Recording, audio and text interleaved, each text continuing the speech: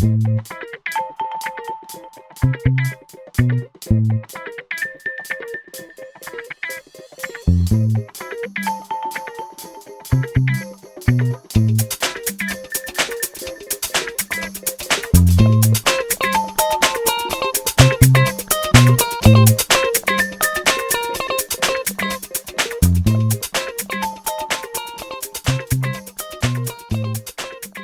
evening. Welcome to another edition of the International Grapevine. This is your host, Wallingford Lee.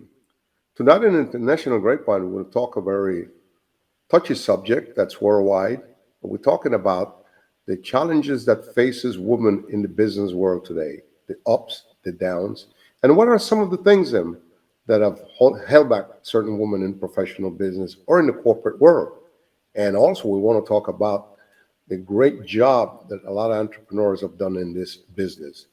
Again, the business world is such a complicated thing sometimes, and there's a certain amount of discrimination against women in certain parts.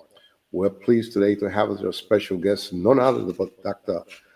Neva Alexander, who happens to be a professional speaker, advisor, and trainer, and has been in the business world for a long time.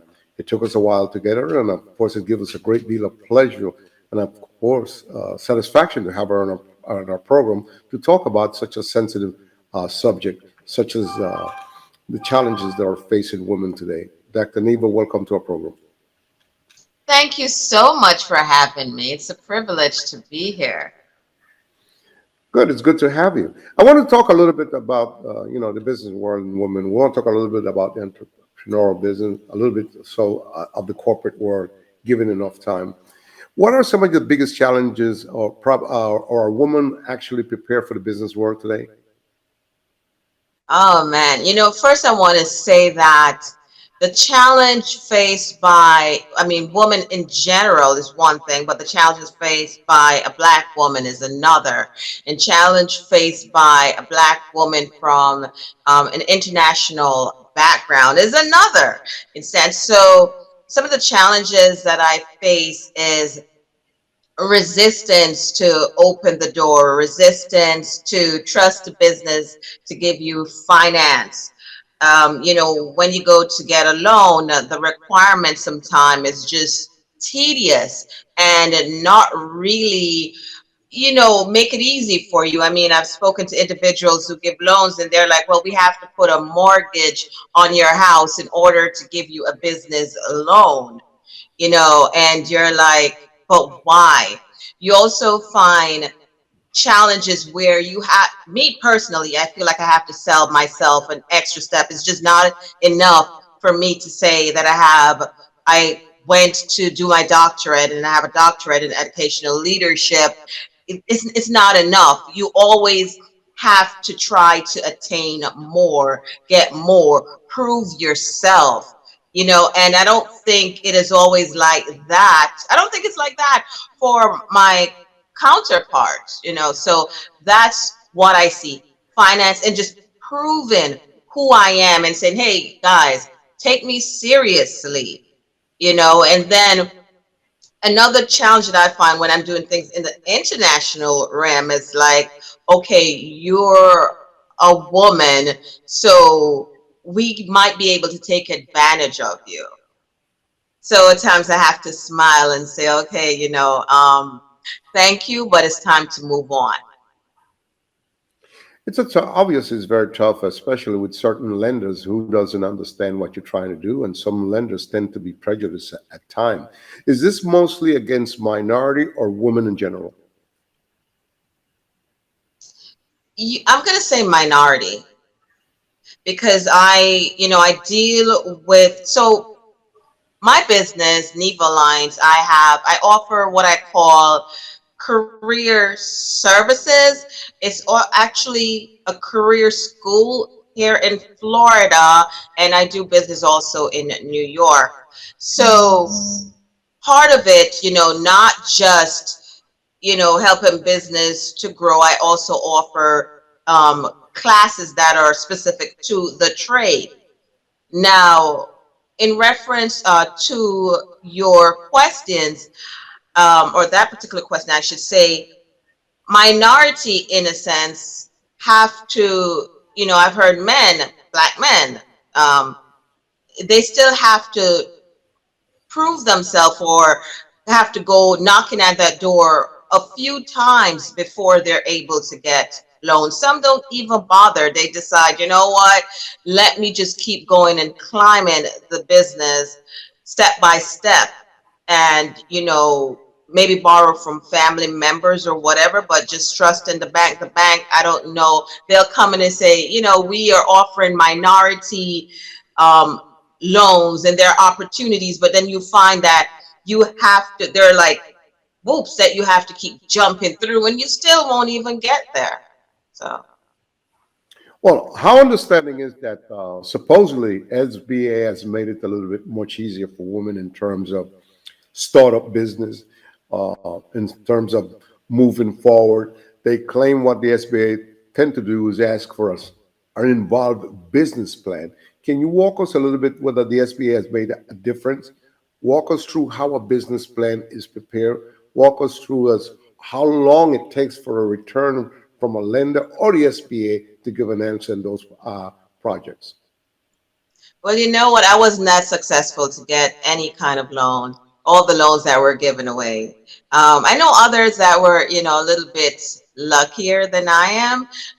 Kudos to them, but I wasn't able to. But I do assist businesses with a business plan in my program that I have, and pretty much your what the banks or any lenders they're looking at is the finance. So we can talk about how you're going to market your business, what your business structure looks like, your organizational charts, all that great stuff. But they're looking at um, the return.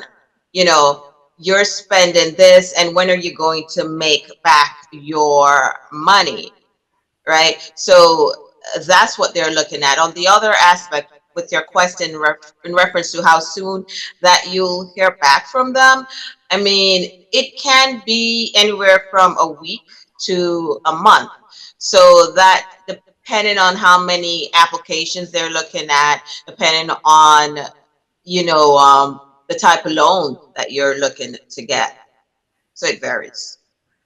Let, let's touch on a startup. And a reason for a startup, as you mentioned before, they usually tend to give women a hard time. As a startup, imagine they're going to ask you for a business plan. What and how much is involved in for a business plan? Otherwise than saying, I want to do this type of business. Are they going to ask you if you have the background before they consider you for a loan? Or they're just going to look at your business plan and look at the projections of 1 year, 2 years, 3 years, and supposedly the return that is expected? Are they being fear-minded on these type of things? Are they very involved? Or can a woman go somewhere and get a business plan properly prepared in order to satisfy the SBA? Can someone go or a minority woman, get a business plan done to satisfy the SBA? I would say yes, Mhm. but I don't know the percentage. I have not looked at the statistics of, to say this amount is actually getting the help that they need. Now, I did run through what's entailed in a business plan, but if someone came to me for a business plan to be done, I basically do a Zoom call, like maybe 4 or 5 times in the process. I also have someone else on my team who they're very involved with the numbers. Again, yes, a bank is going to look at the overall thing because they want to make sure that you're marketing. They want to make sure that this business that they're invested in, because that's really what they're doing, is going to sustain time.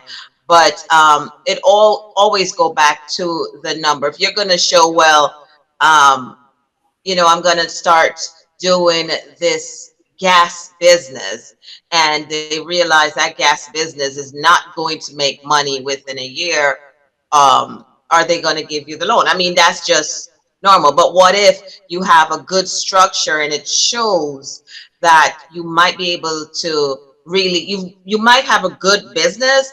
What they might give you something, but not enough that you might be able to move forward, and how much they give you, that's another thing that you need to look at. So some people just abandon that thought and yeah, move on.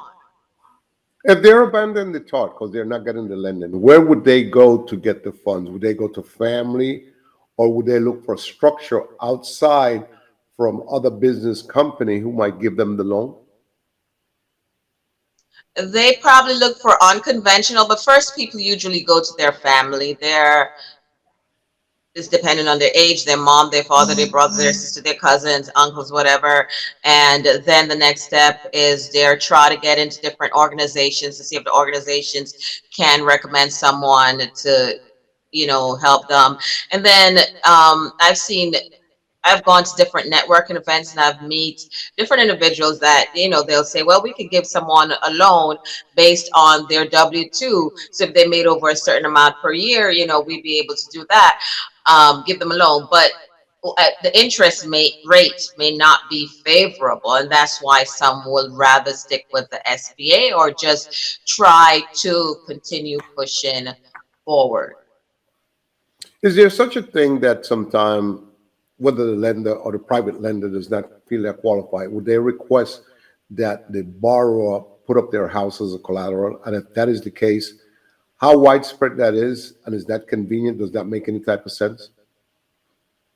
Well, I spoke with a lender a while ago. Again, I just want to say, like, I'm not deep into financing, just disclaimer. So, Hmm. I mean, my business is more just, I do a lot of training development.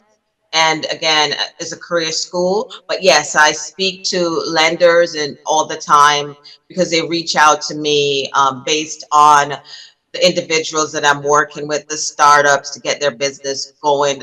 Again, I created a program to really help startups go forward. It's like a one-on-one mentorship that I do.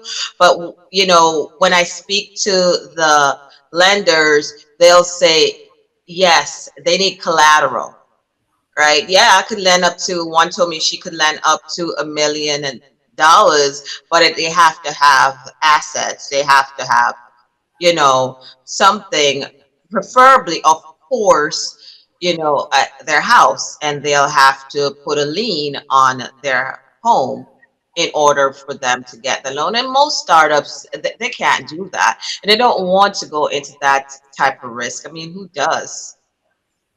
Well, one of the reasons why we want to talk about these type of things, we're reading the newspaper, the rise of businesswomen, entrepreneurs, that they are growing so much. We got extremely excited. Sometimes we wonder from the newspaper to the news how serious these reports are of growth, because we also know that a couple of women have experienced some of the problems that you mentioned there, where they can't get off, they can't even get to first base.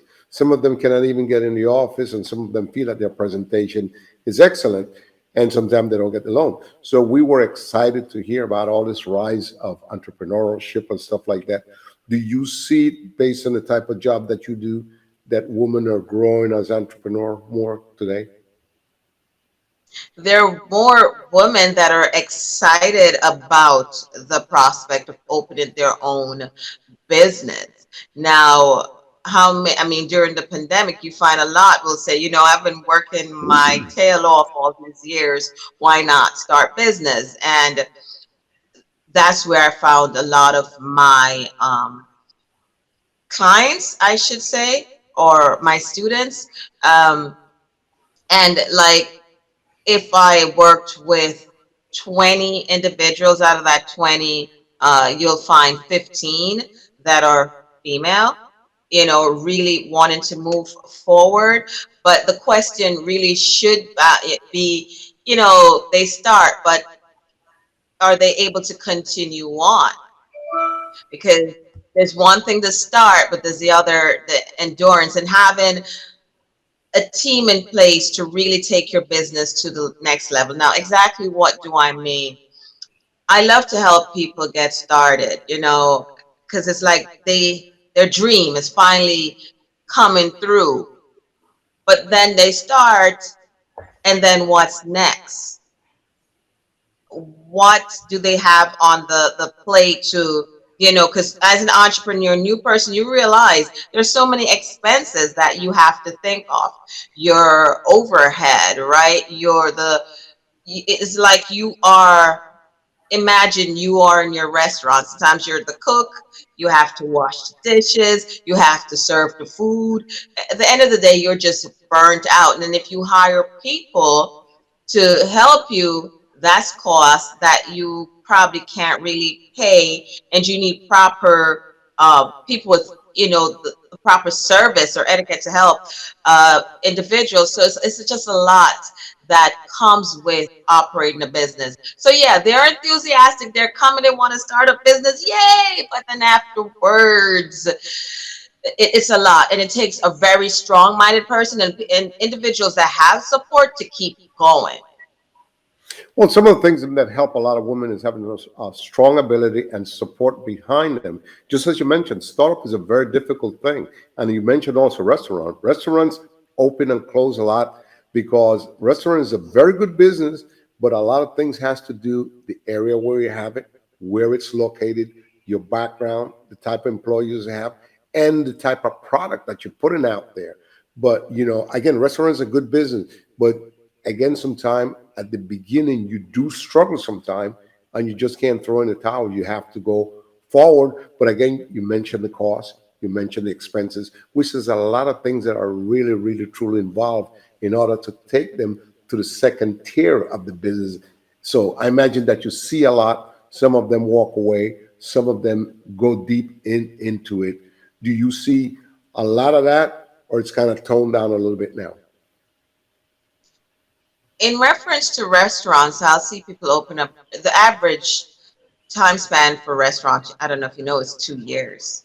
So they're excited. And then I remember going into a restaurant, and I was so excited because I'm more into, um, I eat a lot of fish, not really a meat eater. So there's a restaurant that pretty much Caribbean that caters to, selling, seafood, stuff like that. And and vegetarian meals, and I was excited about that. And I made it a duty just whenever I'm in that area to support, even if it's just to buy something small. Then after 6 months, I went to this restaurant, and basically I just knew it was just gonna go down. Great food and everything, but um, he was really trying to do everything himself. And we spoke, and he was like, he can't afford to hire help because he's not getting enough people in the door, which is also a part of marketing and promotion, and that costs too, right? So it's safe to say that if you, and I always say, if you're going to open up any kind of food business, yeah, people eat. It's one of the things people, um, you have to have a roof over your head, you have to eat, and you have to dress, right? So those areas you do make money, but if it's not promoted right, or you have the support necessary, unfortunately, as good as you are, you might fall. And I always give the analogy of the singers. There's some singers out there, you go, they can't really sing, but everybody knows about them. And there's some talented superstars. You hear their voices, you're just like, wow, but nobody really hears about it. There's a reason behind that. And then, you give up on your dream and you do something else. And so there's always that, going back to initial question, in, as I said, restaurant has a span. Now, if you passed a certain time, I would say 3 years, most likely you're going to keep going based on Very interesting. statistics. Very interesting. We're here with Dr. Neva talking about the challenges that women face in business today all around, and some of the tough part that minorities have faced. So we're going to continue talking in the second half of this program about the growth of business, the expectation from women, and the expectation also from the public going forward. We'll be right back on International Grapevine as we continue talking about the challenges that faces women in the corporate world and business world in general. We'll be right back.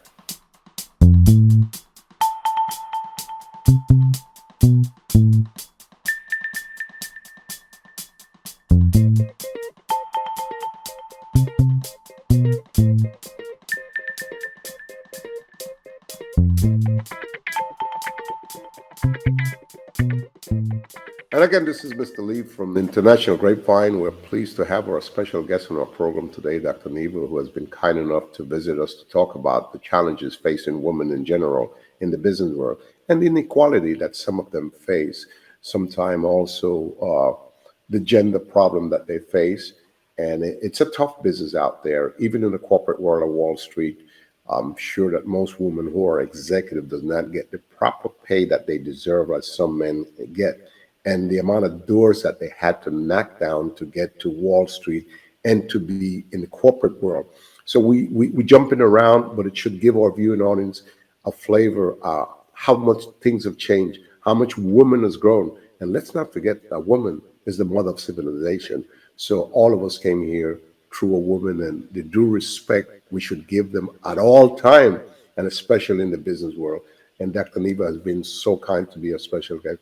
Dr. Neva, how much fear plays in a woman's mind when she gets into business, especially when she gets turned down or she gets pushed back and she has to keep knocking and kicking doors down to get. How much does fear play, and how long it takes care of some women to get over that fear and keep pushing the cart in the right direction?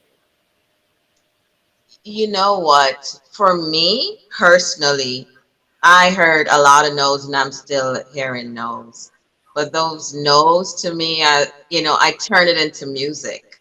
I turn it off. Like, listen, I I said this the other day to someone. I don't view myself as average. Take that as you may. So I have to take that mindset and be confident in who I am, confident in what I possess, confident in what I'm offering, right?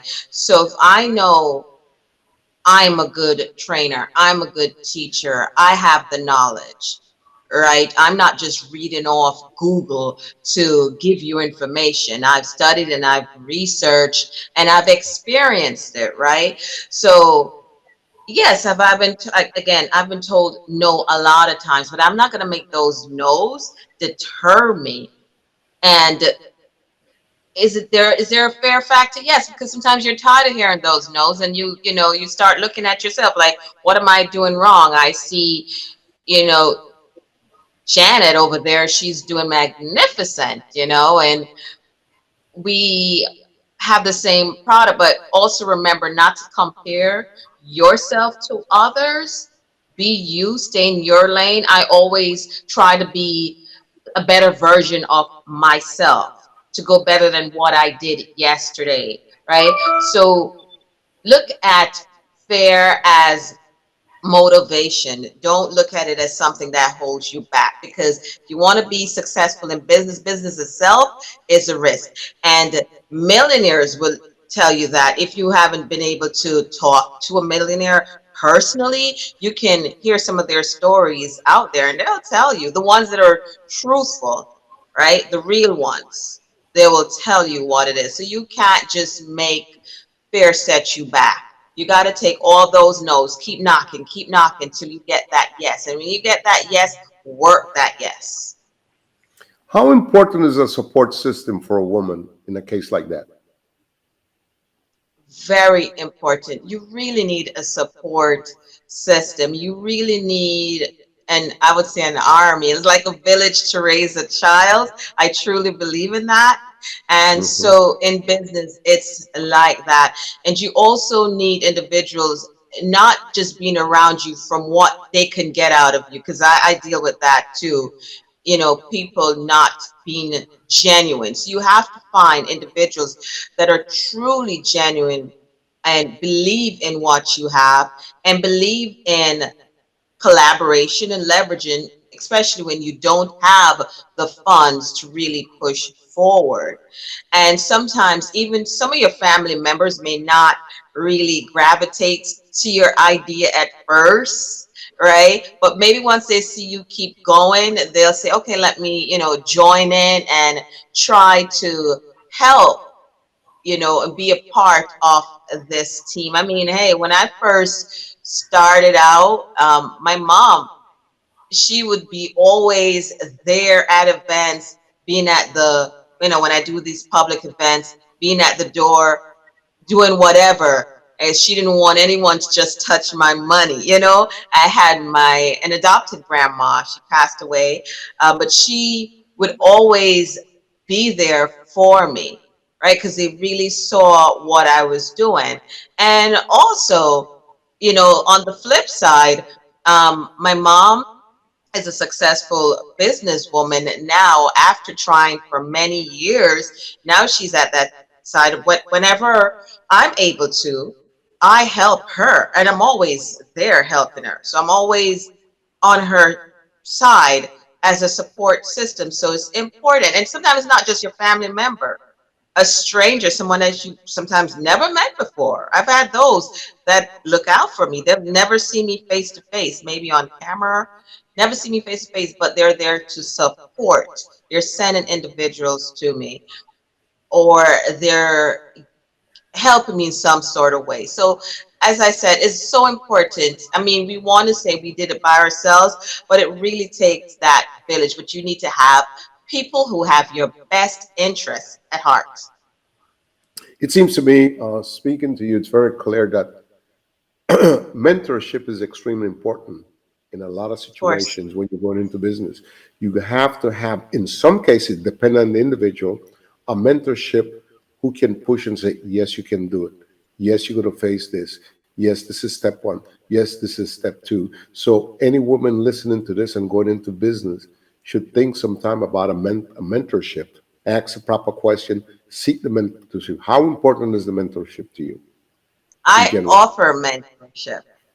I am a mentor. I offer mentorships to many individuals. I work with individuals that have their businesses. After sometimes I set up the business, people come back and said, you know what? I still need you around. I still need you for accountability, right? I still need certain things, and I, help them through a process. You understand? So, and even myself, did I have mentors? Yes, I do. So it's extremely important. Some people go, "Oh, we don't want mentorship," but you know what? You can be a brave soul and try it on your own, but every trust, even on the highest level of individuals, there's someone may not have as much money as you, but they may have the knowledge and the know-how, and they can even, because it's also important that you have that mental balance, and they may be able to keep you on that mental balance, not just business path, mental balance. So it's extremely important to have a mentor, especially I would say the first year or two of your business. Which brings me back to another part closely mentioned. It's important for women to defy expectation because of the roadblocks that are put ahead of her to get to where she wants. And as you mentioned, mentorship is good. We mentioned fear, which you spoke about, very good. So define the expectation is extremely important to get to your goals in a lot of ways. And it's also important to understand the inequalities that go to face your business as a woman, the law, you must know the law, the rules, the regulation, the culture situation. So all these type of things play a very, very important part of the business world and preparation for a woman. And I would imagine in your speaking engagement that you tend to talk about these things and touch about all these type of things that are important to them going forward. Do you agree? Yes, definitely. Of course, talking about the woman empowerment, I do, the International Women's Day Conference. Um, so whenever I speak is always, to motivate women and also um, making sure they know what resources are available and bringing those individuals to them. It's very important. Again, the business world, they try to make it complicated. It's not as complicated as it should be. What the tough part is the things that we talk about financing. Be prepared, making the next step. We read in the one of the Long Island papers how much entrepreneurship have grown, especially for minorities in Long Island. A lot of them who have their own salon, the hair business, the restaurant, and things like that. So I got extremely excited. But as I did more research, I found that one section of Long Island is doing very good, and another section of Long Island they just can't seem to get off first base, which cover the things that we talked about in terms of the SBA, in terms of lenders, and in some cases, I think some of the chambers of commerce have came aboard to help women get in finance, and it has worked for some of them, but there's still a big long road to go to go forward. As we continue talking about, what would you see, what would you like to see as a better change or chances for women going forward starting their own business? What would you like to see if there was one thing that you could change or move in the right direction for them? What would that be? Oh, wow. I would say, or just off the top of my head, just better and realistic things in place. And what do I mean by that? Um, there are loans out there, but they're not realistic to the everyday woman that is, they're trying to do business. The next that I would say is just having support in place, a place that they really can turn to. Now, people say, well, you have the chambers, you have this and that, but I do believe there are things that need to be tightened to make it more effective. Not just talk the talk, but do the walk for those that are out there trying to help women. Well, on that strong note, we want to take this opportunity on behalf of the family of Grapevine for, first of all, thank you so much for being our special guest and bringing all these things to our attention and to our viewing audience. We don't have words to thank you. We know that you're for a fact, because you came highly recommended. You're an excellent speaker, presenter. You've even talked to the United Nations, and we view you. We thank you for your point of view, because you brought a lot of important things in that our viewing audience is going to enjoy in this program in terms of talking about the challenges facing women out there in business. We're talking about black, white, Oriental, Latinos. It's a tough world out there. And again, we don't have words to thank you for the opportunity that you have given us to interview you about this subject. And I just want to say thank you so much for your time and bringing this information to the public based on your knowledge, and you've seen the importance of it. So thank you so much for having me here on your program. And I hope whoever watched this video will share it to others, that more individuals can get the knowledge that you are trying to impart to the public. And again, I thank you so much for your kind word, and we look forward to working with you down the road again, because you've been our special guest and you did a bang up job very, very well. We don't have words to thank you in behalf of the family of the Grapevine.